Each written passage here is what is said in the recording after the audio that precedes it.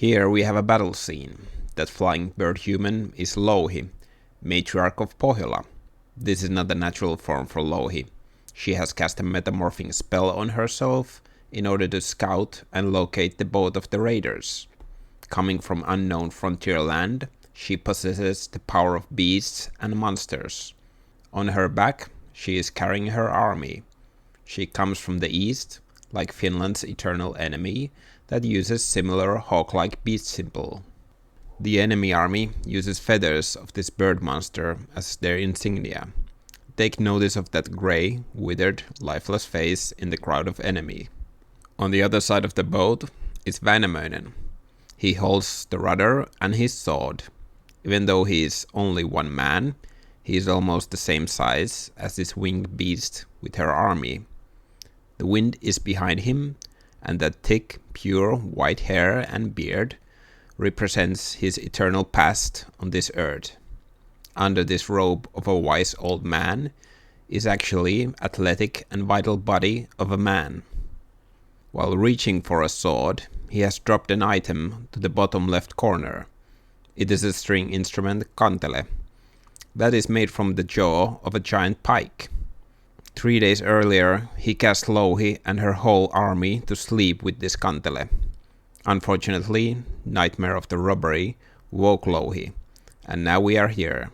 There is no more spells to be cast. It is time for brute force.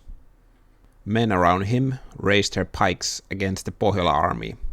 Behind them is the treasure of Sampo. These men have stolen it back from Pohjola, but treasure that gives unlimited mammoth must be fought over. Notice how the artist has changed the appearance of Sampo compared to the painting that depicts the act of stealing it. There is an arrow piercing the magical item, representing the aftermath of this fight.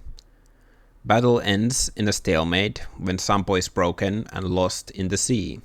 Nobody gets this ultimate treasure for themselves, but at least things return to their equilibrium after nobody has the upper hand. When small pieces of Sampo get washed to the shores of Kalevala tribe, Väinämöinen decides to gather these small pieces from the shore. He sees them as seeds of luck and decides to plant them in their land like seeds of grain.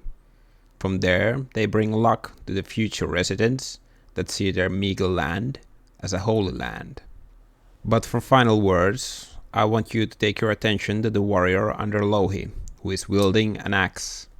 It looks like he is wearing mittens, but unusually long ones that seem to be painted with scales. His hands look beast-like. Instead of scales, they could be rings. Maybe that is the blacksmith Ilmarinen praying for a magical armor during the battle.